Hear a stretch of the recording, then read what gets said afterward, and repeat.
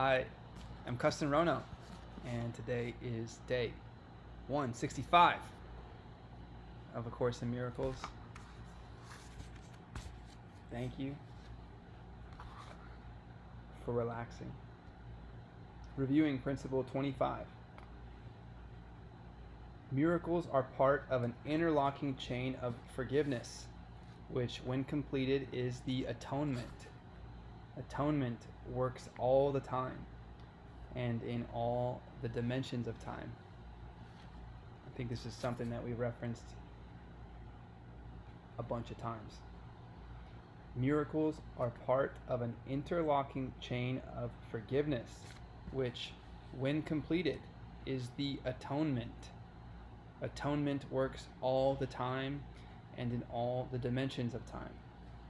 So working backwards, atonement, capital A, is the completion of some interlocking chain of forgiveness. May it just be that simple, that there is some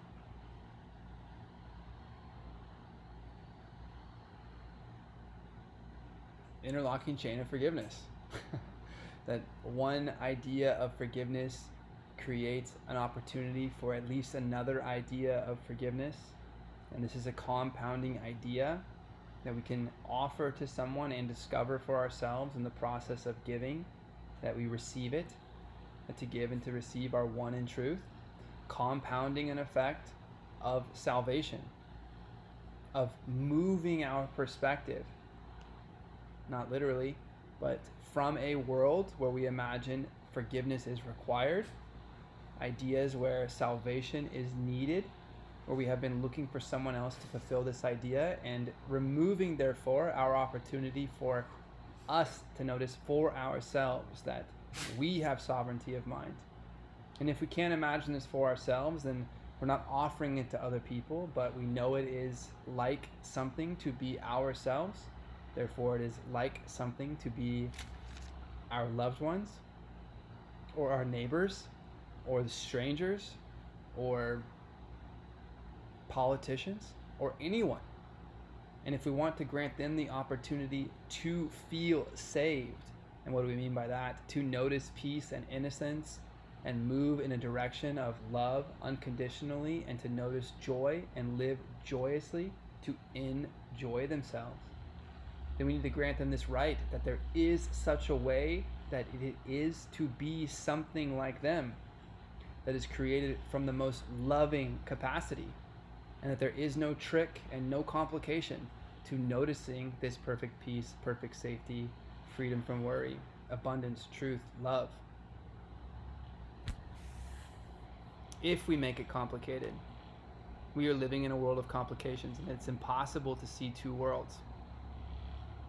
So the atonement is something at the end of some amount of forgiveness being completed. And I imagine that to exist in atonement or post-atonement, if that's even remotely the right way of phrasing it, because this is still measured by time if it's post anything, but this is some idea outside of time, that is happening within time, and it's happening outside of what we call time. It's on the other side of the membrane of whatever forgiveness is, of whatever the atonement is, of what it's like to be in a world that no longer desires or requires forgiveness, because there's nothing to forgive anymore. Innocence is restored through this process of forgiveness, offering levity, lightness, light to a darkened, condemned way of seeing. Miracles are part of an interlocking chain of forgiveness, which, when completed, is the atonement. Atonement works all the time and in all the dimensions of time, whatever that means.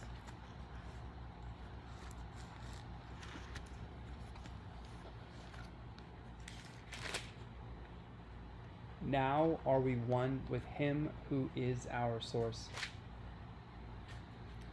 Lesson 165. Let not my mind deny the thought of God, capital T. Let not my mind deny the thought of God. Please repeat this idea one time. Let not my mind deny the thought of God.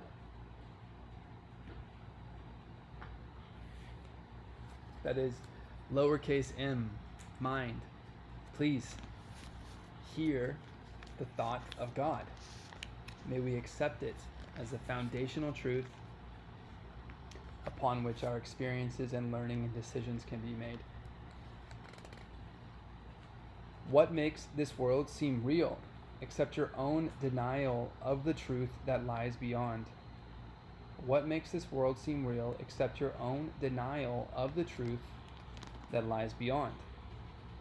What but your thoughts of misery and death obscure the perfect happiness and the eternal life your Father wills for you? And what could hide what cannot be concealed except illusion? What could keep you from you? What could keep you from what you already have except your choice to see it not, denying it is there?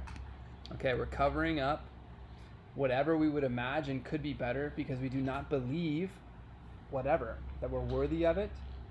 So we have an illusion over the veil of truth. And what could keep us from noticing it except our choice not to see it, denying that it is there? The thought, capital T, the thought of God created you. It left you not, nor have you ever been apart from it in an instant.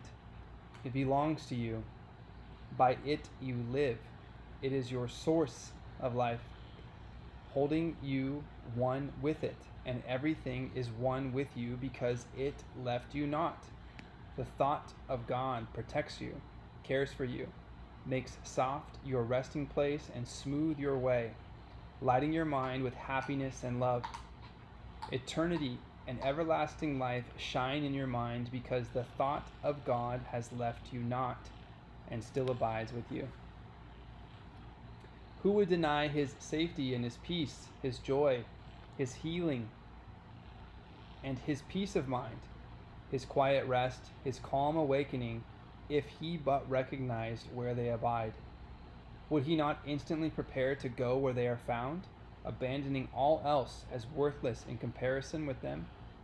And having found them, would he not make sure that they stay with him, and he remain with them? I can feel this passage, these questions, this quest deeply.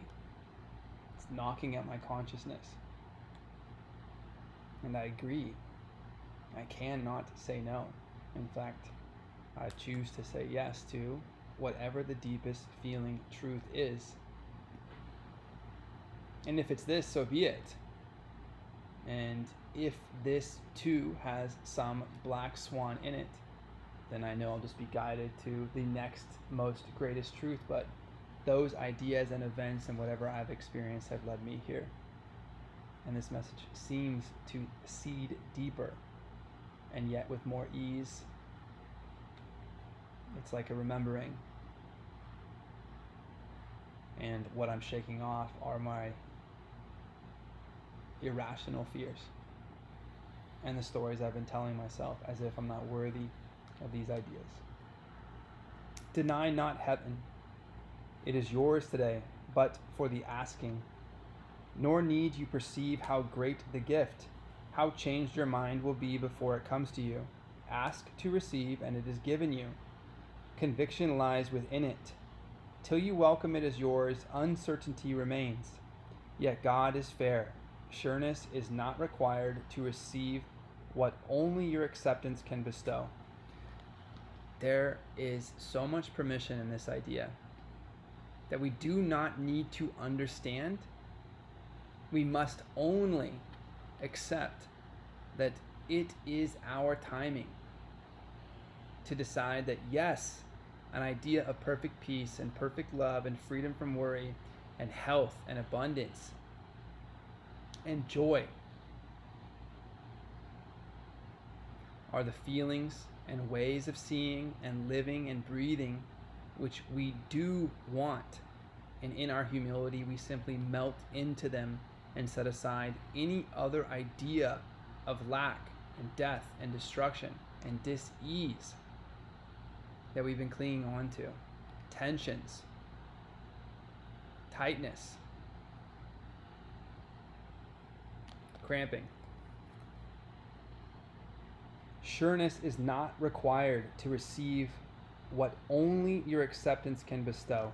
I'm going to repeat this whole paragraph. Deny not heaven, it is yours today, but for the asking. Nor need you perceive how great the gift, how changed your mind will be before it comes to you.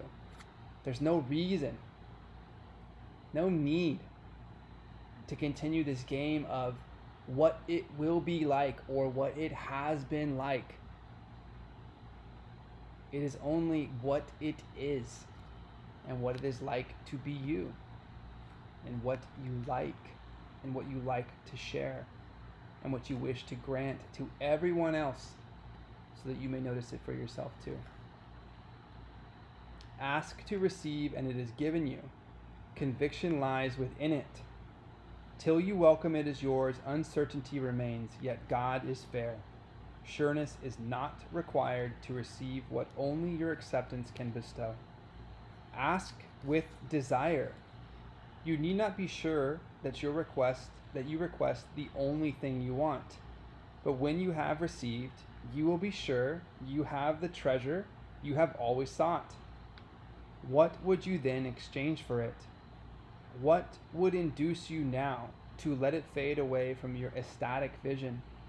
For this sight proves that you have exchanged your blindness for the seeing eyes of Christ. Your mind has come to lay aside denial and accept the thought of God as your inheritance.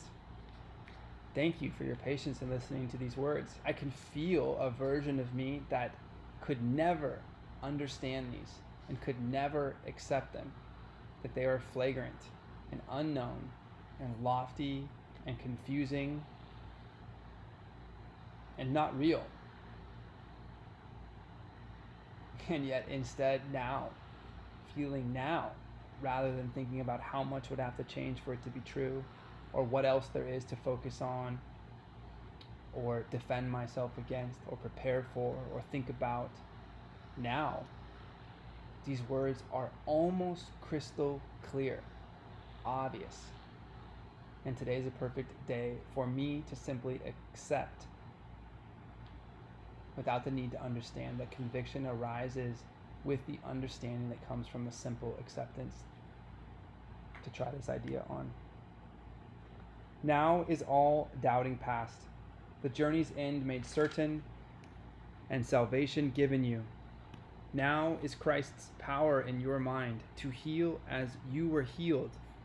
For now you are among the saviors of the world. Your destiny lies there and nowhere else. Would God consent to let his son remain forever starved by his denial of the nourishment he needs to live? Abundance dwells in him, and deprivation cannot cut him off from God's sustaining love and from his home. Practice today in hope, for hope indeed is justified. Your doubts are meaningless, for God is certain, and the thought of him is never absent. Sureness must abide within you, who are host to him. This course removes all doubts which you have interposed between him and your certainty of him. This course removes all doubts which you have interposed between him and your certainty of him.